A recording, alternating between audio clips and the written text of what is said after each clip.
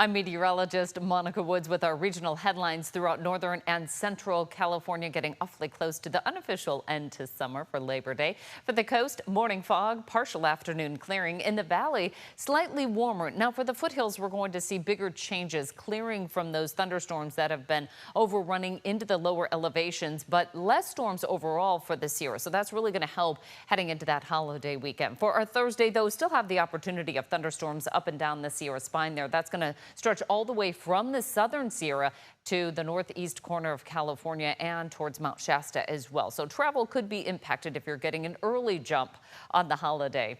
Forecast highs for our Thursday in the mid-90s up and down the valley, a little bit closer to 100 for Oroville as well as Colusa. Over towards the coast, 70s for San Francisco, 70s up top for the Sierra. So again, watching the opportunity of thunderstorms there. For the coast, over the holiday weekend, we'll see sunny skies for Saturday, highs in the 70s, more fog by Labor Day.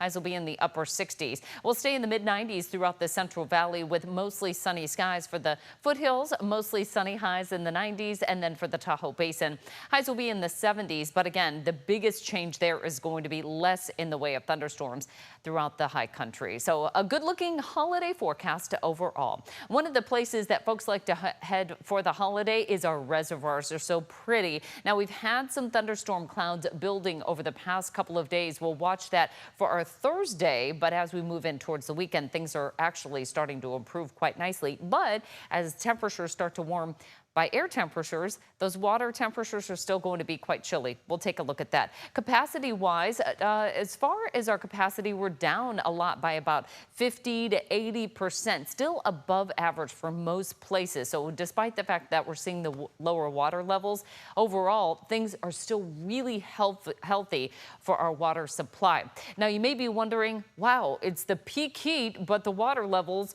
are pretty low this time of year. That's because we're preparing to wrap up our water year. So water managers try to empty those reservoirs, get ready for the next rainy season. And here's that line right there showing where the current capacity is for a place like Folsom Lake. And this kind of shows you how it fills up during the spring and then it starts to empty during the summer, when the need is also the greatest as well, because typically we don't see much in the way of wet weather throughout the Central Valley, and we need that water.